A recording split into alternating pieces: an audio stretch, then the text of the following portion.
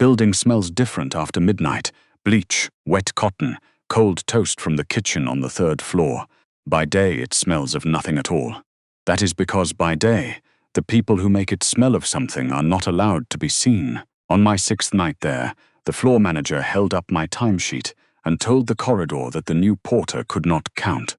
He said it loudly. He said it twice in 2 languages, so nobody would miss it. 4 people laughed. One of them worked for me. My name is Chado Yun. I was 41 years old that winter. My family has owned that building since before I could walk. My signature sits on the lease of every floor in it, including the floor I was mopping.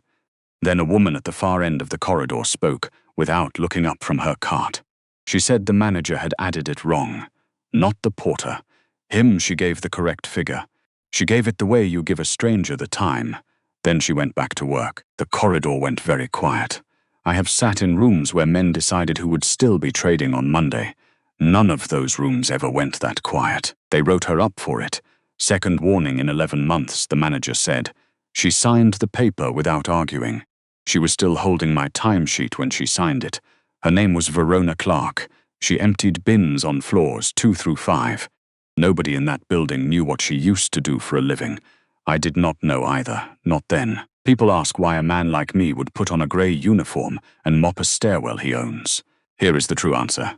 Up on the top floor, nobody had told me a true thing in 11 years. Every number that reached me had been arranged first. Every face had been arranged first. I went down to the bottom of my own building, because the bottom was the only place left, with no reason to perform for me. I had been driven everywhere I had ever gone in my life. I had never once found my own way to anything. So there were 2 things I did not understand that night.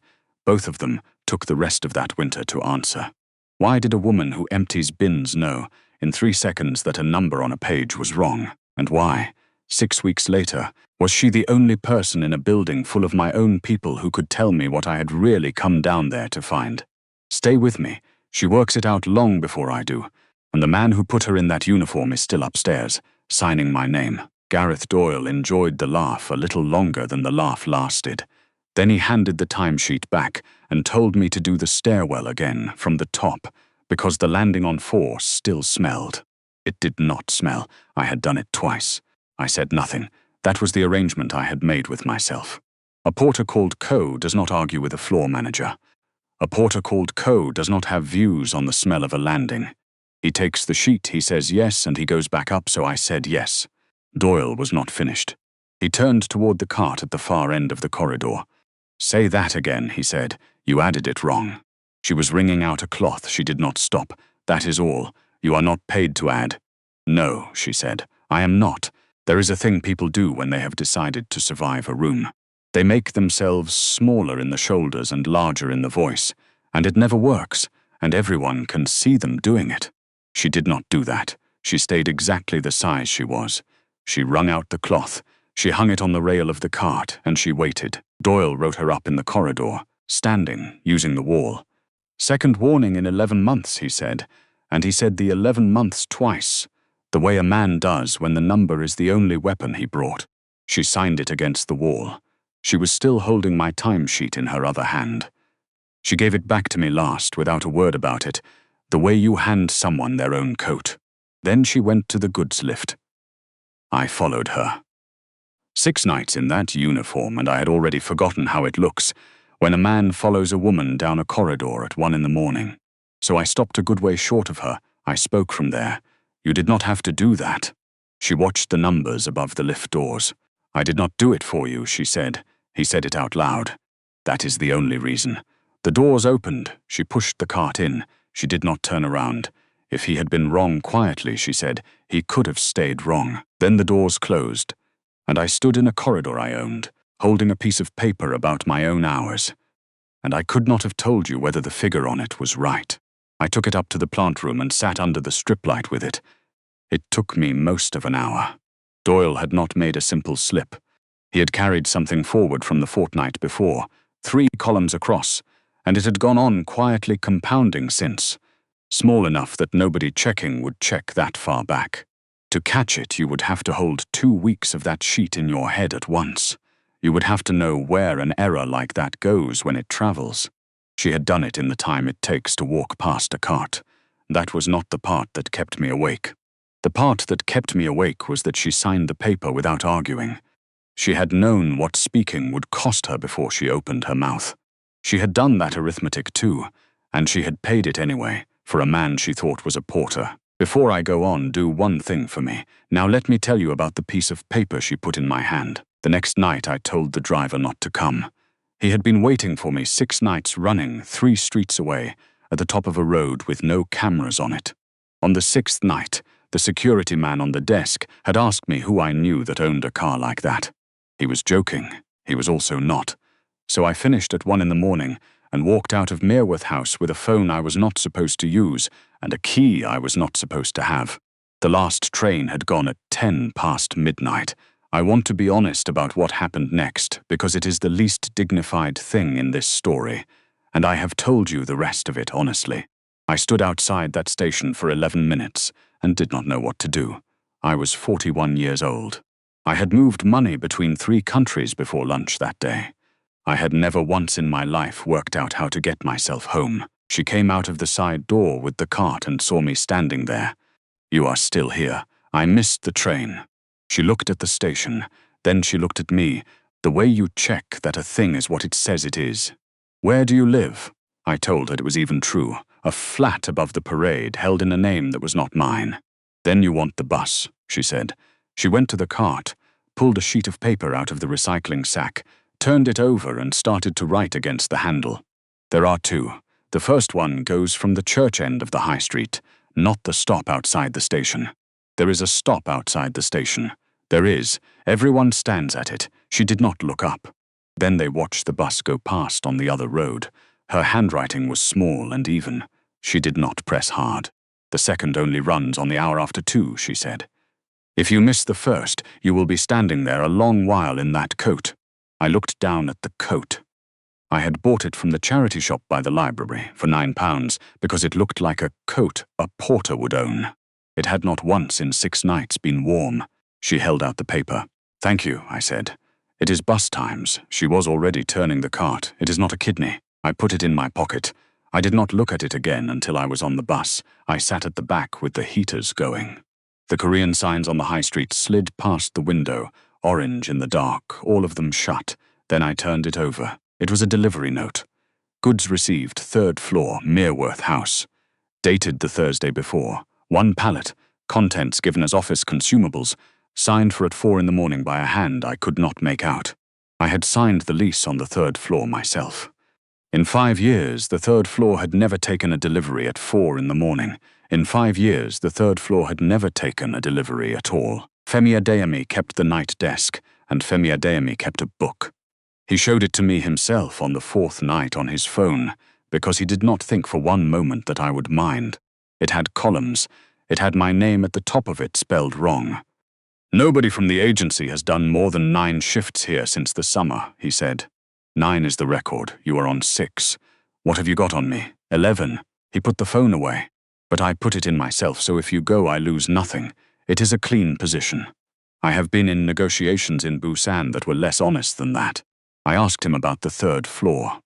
He shrugged the shrug of a man who has been asked nothing for so long, that being asked is the interesting part. "Lease pays. That is all anybody upstairs wants from 3. He tipped his chair back. "Nobody works up there. There is a company on the board in reception, and there is a mat by the lift, and that is the whole of it. Who cleans it? Nobody cleans it. There is nothing to clean. My fob did not open the 3rd floor.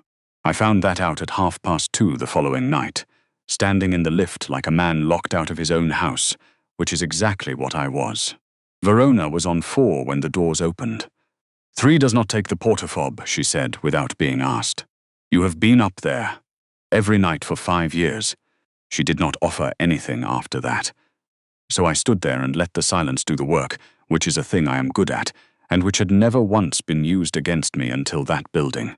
"There is nothing to clean," I said. "That is what the desk says. The desk is right."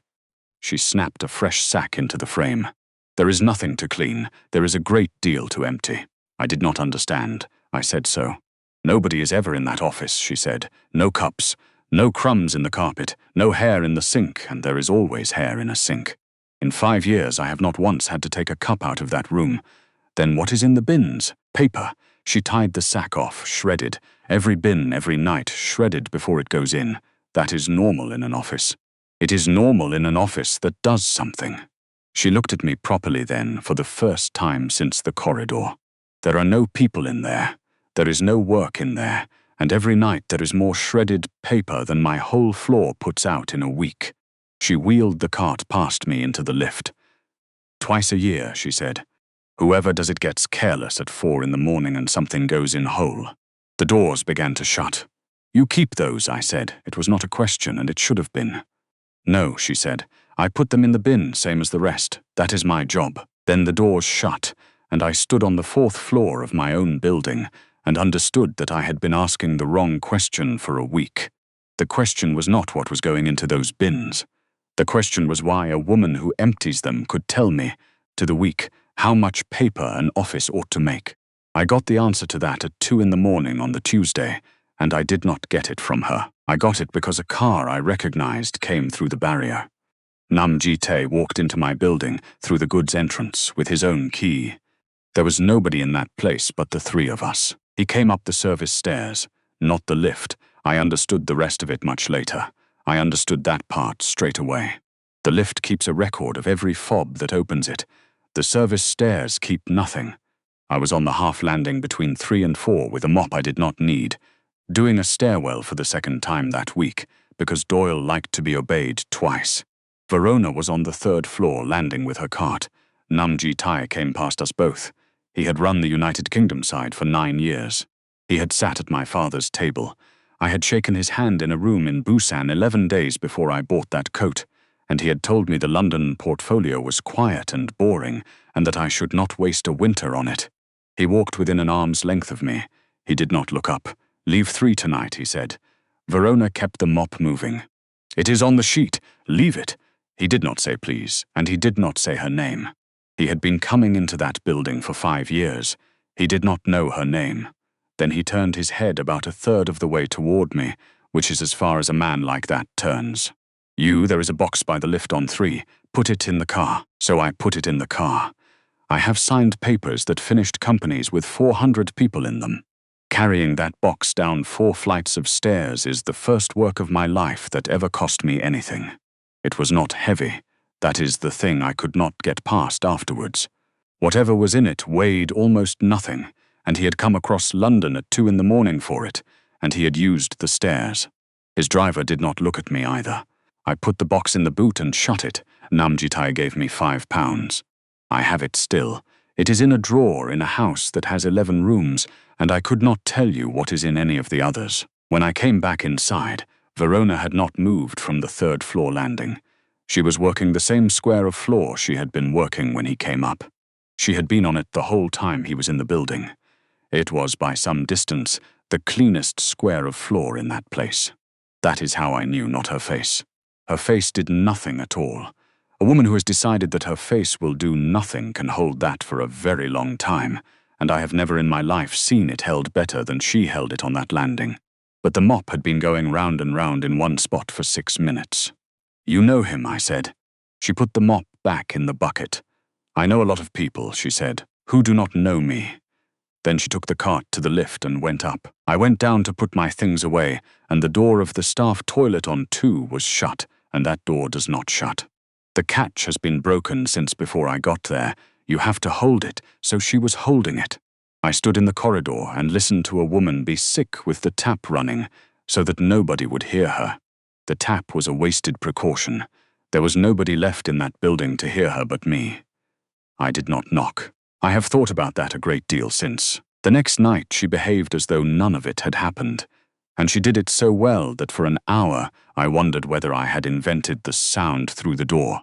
At 4 she took her break on the loading bay, the way she always did, sitting on a crate with a flask in the cold, because the staff room on 2 has no window. I did not ask her if she was all right. I had already worked out that there was no version of that question she would forgive.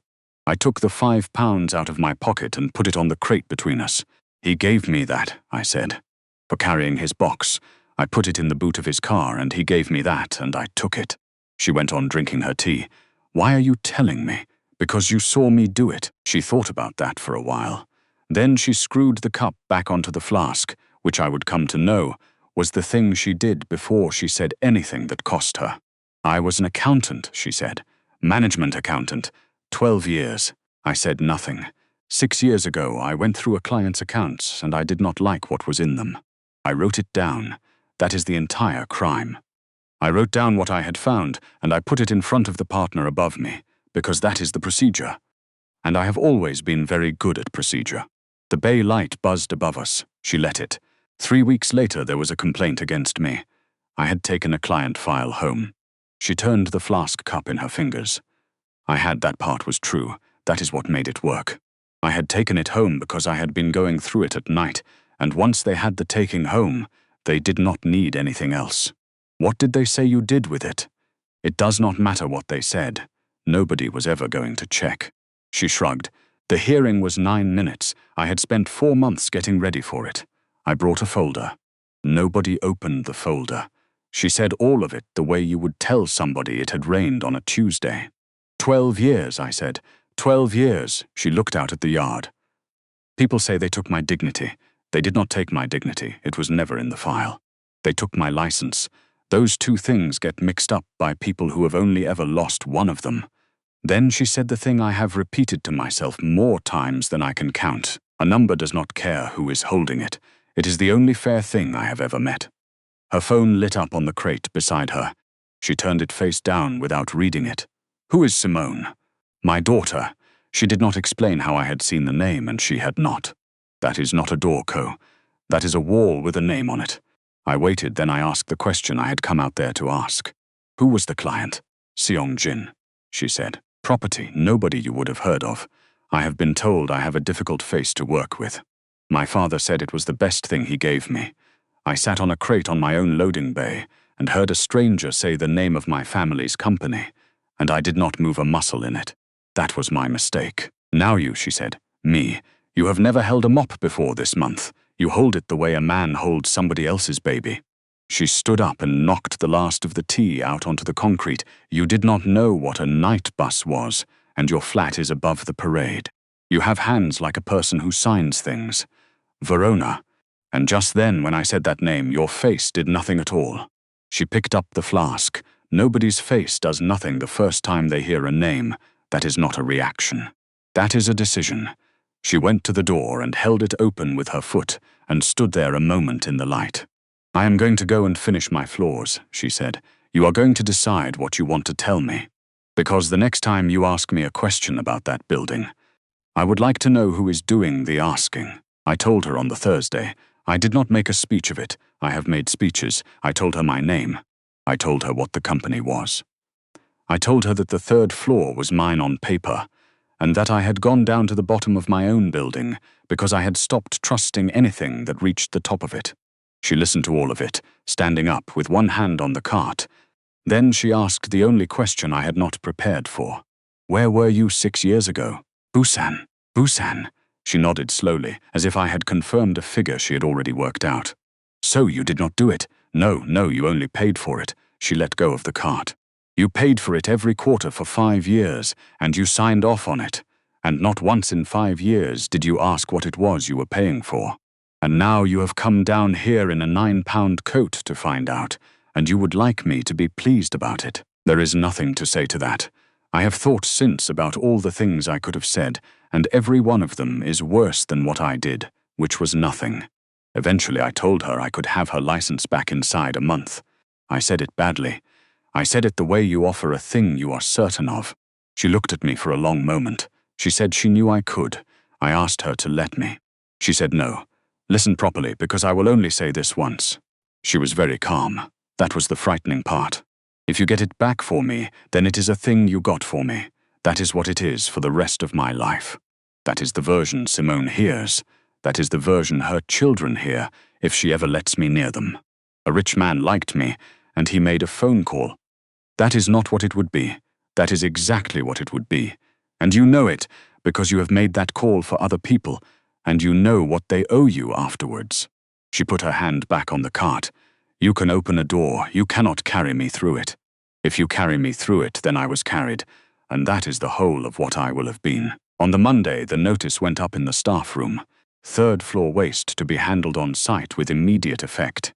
Confidential destruction, contractor attending weekly, cleaning staff not to enter 3 under any circumstances. Nam Jite had shut the tap. It had taken him 11 days from the night I carried his box.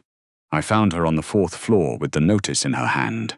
I was nearer to despair than I had been at any point that winter.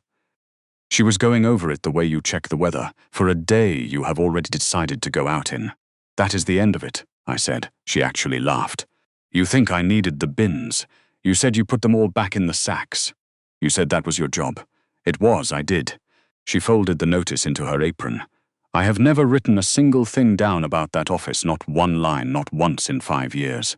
Do you know why? Because writing it down is what they used the first time. So I did not write it down. Then it is gone. It is in my head. She said it flatly, as a fact that happened to be true. Not the paper. Nobody remembers paper. The shape of it, who the suppliers are, which months they come up in. The 4 that only ever come up together, the amount that repeats.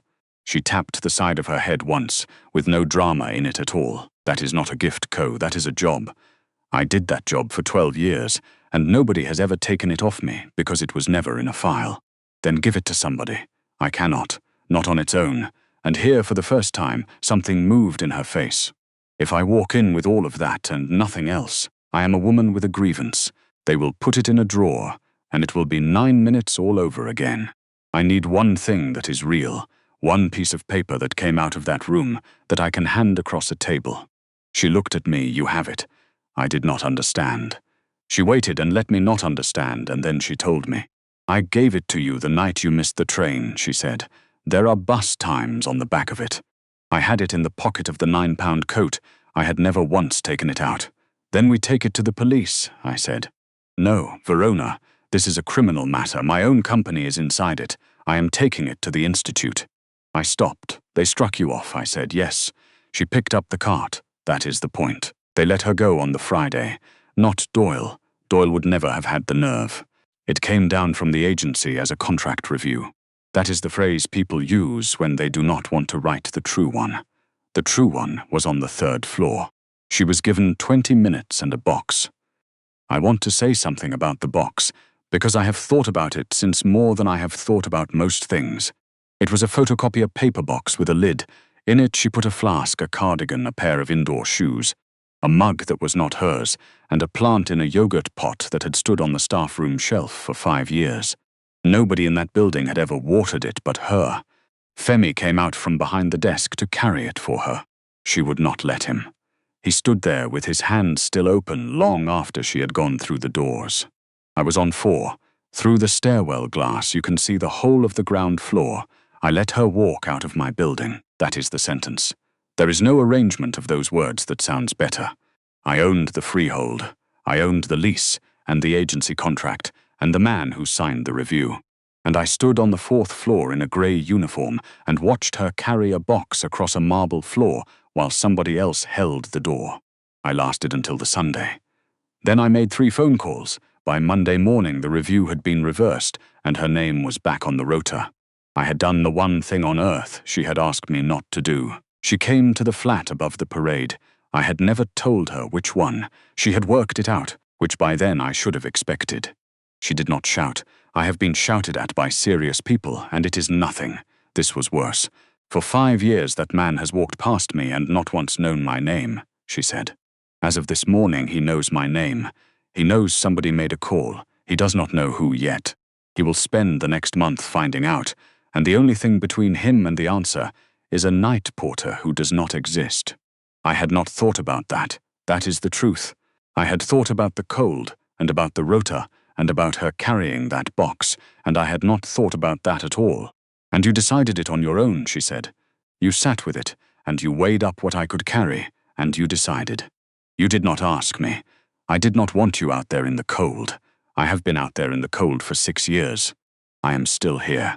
She put my own key down on the table, the one from the rota office. The cold is not the thing that kills you. Being handled is the thing that kills you. I told her the truth then, because it was all I had left. There was a better way, and I knew there was a better way while I was doing it. That is the part I have not been able to put down since. I did not do it because it was the only way. I did it because it was the fastest way, and because I have never once in my life had to wait for anything. She stood there a while. Right, she said. Then she went home. She did not take the job back. She sent the submission in on a Tuesday in March. The delivery note went in a plastic wallet. Front photographed. Back photographed as well. She said the back was part of the document now, and she was not going to be the one who hid something. I am not going to pretend I understood what came after. It is slow and it is dull, and it is nothing whatever like the way these things go in films. There were letters. There were months where nothing at all happened. There was a period in the spring when I was certain it had gone into a drawer. She was not certain of anything either. She went on working nights at a laundry on the far side of the station and did not once say so to me. But an institute that receives a complete reconstruction of a supplier chain with one original document attached to it is obliged to do something. And professional bodies pass things on. That is the whole of their power, and it turns out to be enough. Namjite was removed by the board in the June. Not by me, I made very sure of that. A man removed by me is a man who spends the rest of his life with a story about me. He was removed by 4 signatures that were not mine, on the strength of a file that came into the company from outside it. The rest went where those things go. He has lawyers now.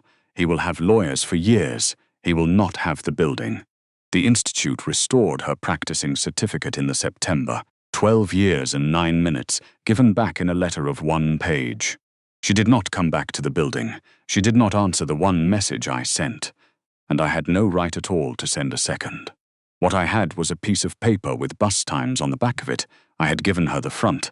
I had kept the back. The paper itself is in a file somewhere I will never see. What I have is a photograph of the back of it, taken on a phone I was not supposed to be using, on a night when I did not know what any of it meant. In the October, something came to the flat above the parade. No letter with it, no name on it. Inside, there was a piece of paper torn off something larger. On it, in small even handwriting that did not press hard, there was a time and the name of a stop. It was not my stop. It was not her stop either. I bought an Oyster card at the newsagent by the station. It took me longer than I am going to admit to work out how. I paid for it with a £5 note that had been in a drawer for a year. Then I stood at the church end of the high street in the cold and waited for a bus, the way everybody in that town had always done it. She was already there. She was not in work clothes. I had never once seen her in anything else. I want to be accurate about this. It was not that she looked different. She looked the same. She looked like a woman who had always been able to afford that coat and had simply been kept from it. "You are late," she said. "The first one went past on the other road. I did tell you. You told me in December." She looked at me for a moment. Then she took my face in both her hands. The knuckles were cracked across from 5 years of cold water. They always would be, and she kissed me, in the rain, at a bus stop in southwest London, where anybody at all could see us. She let go before I did. "Simone rang," she said. "I am going up on Saturday. I can drive you." No, she was almost laughing. "We will get the train." The bus came. She got on first. I have been driven everywhere I have ever gone in my life.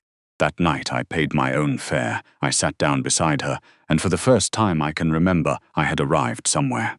Neither of us said anything for a good while. The Korean signs went past the window, orange in the dark. Some of them were still open. She could have let me hand it to him, and had the whole thing finished inside a week. She gave it instead to the people who took her license. It took the rest of the year. She washed sheets at night while she waited. Was she right to do it the long way, or was that pride? Tell me below. I have never been able to decide.